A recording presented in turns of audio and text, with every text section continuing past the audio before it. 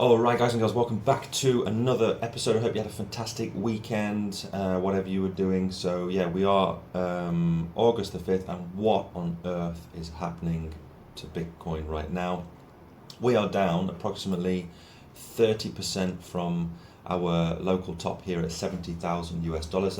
Let's just measure that together. It's absolutely phenomenal what's happened. We're down, 30%. Could we go lower? Well, stay tuned to the very end. If you're new to the channel, go ahead, subscribe, leave a thumbs up, leave any comments in the section below, and let's get straight into it. So why are we seeing this crash? You've probably been looking at different YouTube channels, reading a lot of news, and there's several factors why this is happening. One of those things is, we've got obviously the political developments with Kamala Harris and Trump causing fear. Apparently, Trump is losing at this moment.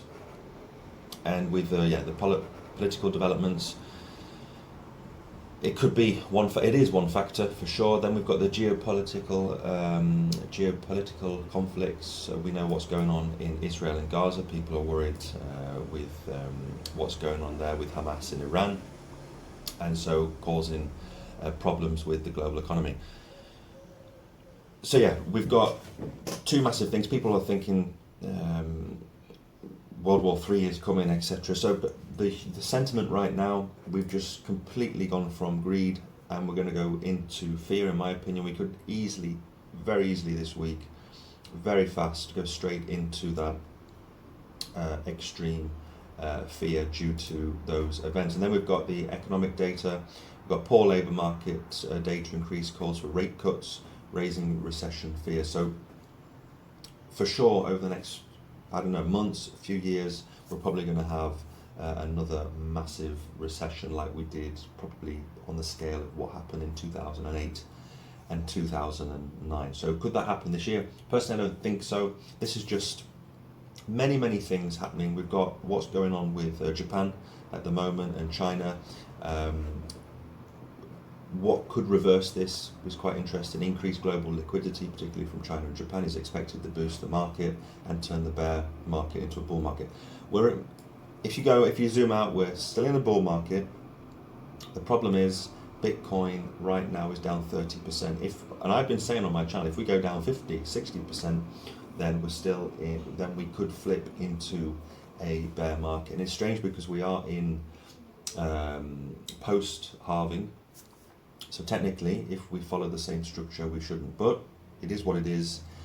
So many different factors going on. We've even got all the news in the UK at the moment with what's going on there with the protests, the demonstrations going on. So we can't just point to one factor. There's several things going on in the market. Reason why Bitcoin is absolutely dropping at the moment. It's dropped 10% over the course of one day, I think. 16%, so that's a little bit old, but 30% from that 70k. My trade here got absolutely wrecked. I think I was up like 100 and something percent here. It looked good, and then of course, if you watched my show last week, I tried to be as objective as possible, looking at the downside and the upside. So if you were with me last week, let's just get rid of these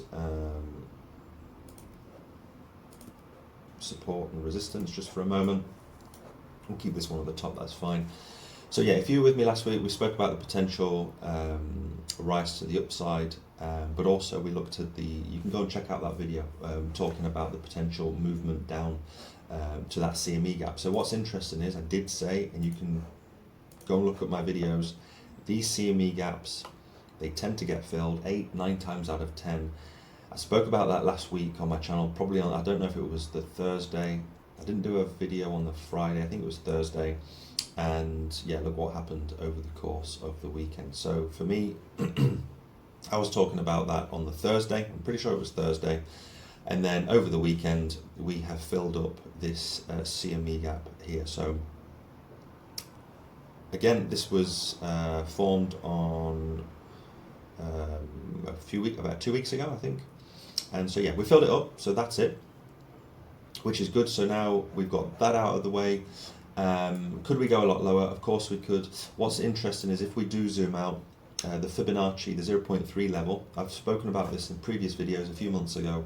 The 0.38 level, when you measure it from the very bottom of the bear market at 15k to the top, points at the 51,500 US dollars. So this is this resistance right here. So we've hit some key resistance. You can clearly see it here. We have dropped below it down to 49,000. Could we go lower?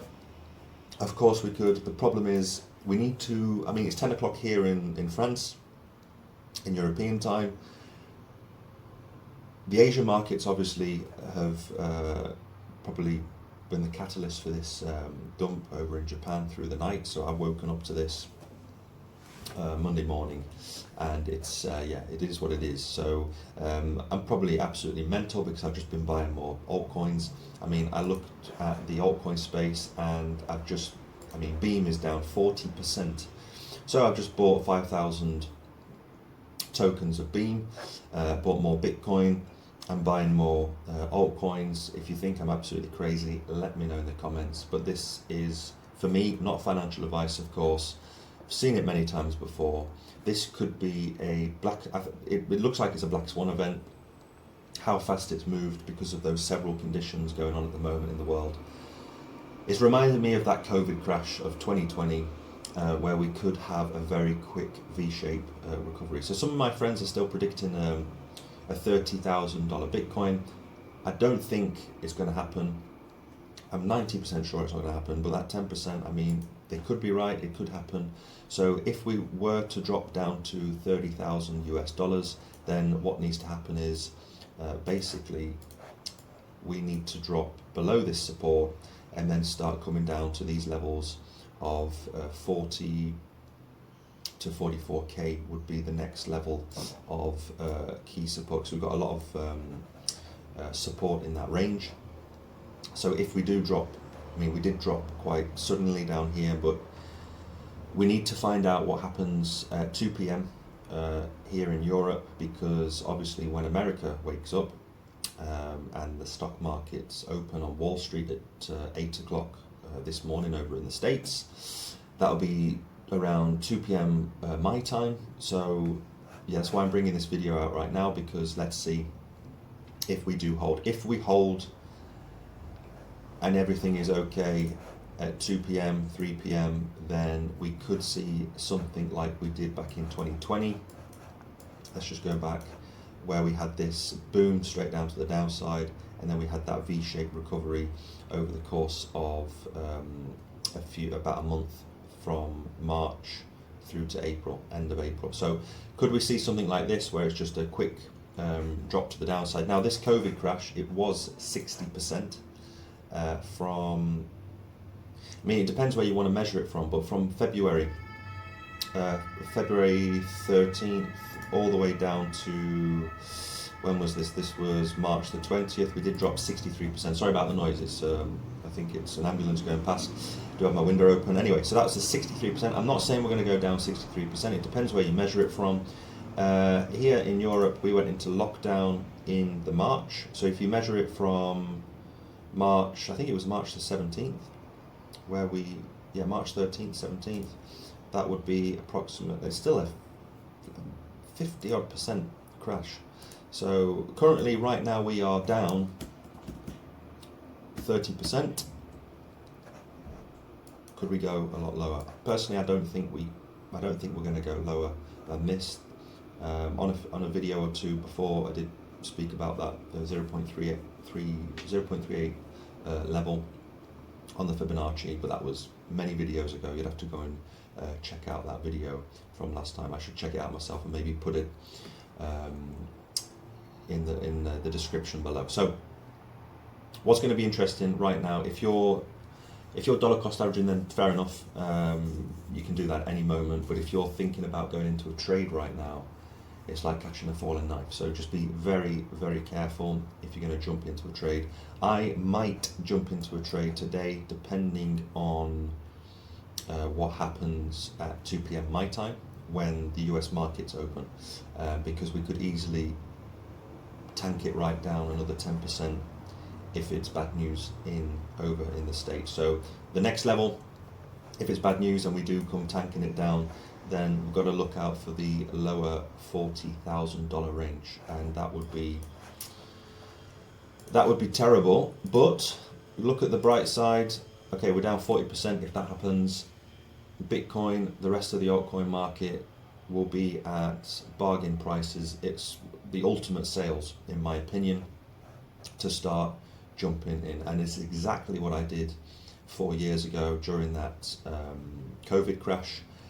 I went all in, and I made quite a bit of profit 1 year after jumping in. So if you're trying to make gains very quickly, well, you can with trading, but it's more dangerous. But if you just want to be in it for the long term, then crashes like this, in my opinion, are market opportunities to jump into altcoins, into swing long positions with Bitcoin. So even though this trade of mine got wrecked, I mean, it wasn't a massive loss.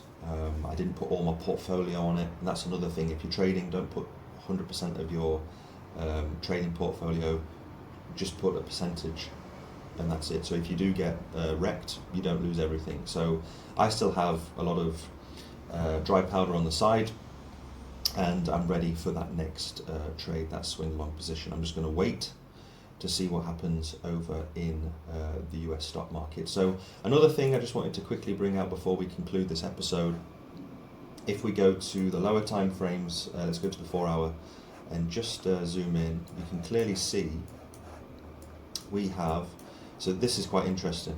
Let's see if this is that V-shape recovery that I've just been speaking about. We have this CME gap now that's formed over the weekend. And again, CME gaps 8-9 times out of 10 do tend to get filled up. So if we do come up and do this V-shaped recovery, then we fill this gap, that's almost a 20% rise. So if you're using leverage, of course, 5x, 10x, you can make, if you do a 10x, for example, you can make 180% on this one single trade. So it's one thing I like to do is look at the CME gaps. It helps me trade. Of course, it wrecked me as well because there was this CME gap all the way down here, and I was talking about it when we were around that $70,000 level, and so that wrecked me. But I think it's wrecked 90% of people. So anyway, a lot of longs got liquidated, but right now let's see if we're going to have this this V-shaped recovery. Hopefully we do. If we go to the smaller time frames, that's the 1 hour, it looks like we're about to start. So again, just in conclusion, I'm personally going to wait until 2 p.m. To see what happens over in the States, because if it's bad news, then this can quickly go quite sour, and we could potentially go a lot lower. So it is what it is. It's just another day in crypto. In a bull market, we have these 25-30% pullbacks as well, and we've had that 30% pullback. So could this be the local bottom of the next leg up? Anyway, it is what it is. Let me know in the comments section below where you think Bitcoin is going. If you're stressed out because of your trades or altcoins or whatever. Solana has gone from $180 all the way down to 120 as well. So for me, Solana down 36%. It's a no-brainer. I'll be looking at this very closely to see if I can jump into Solana. It reminds me of Ethereum.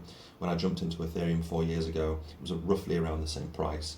And then during the end of the bull market, Ethereum went up all the way up almost $3,500-4,000 US. So I'm not saying Solana is going to do that, but when you have these opportunities, things are down 30-40%. It's very difficult to buy.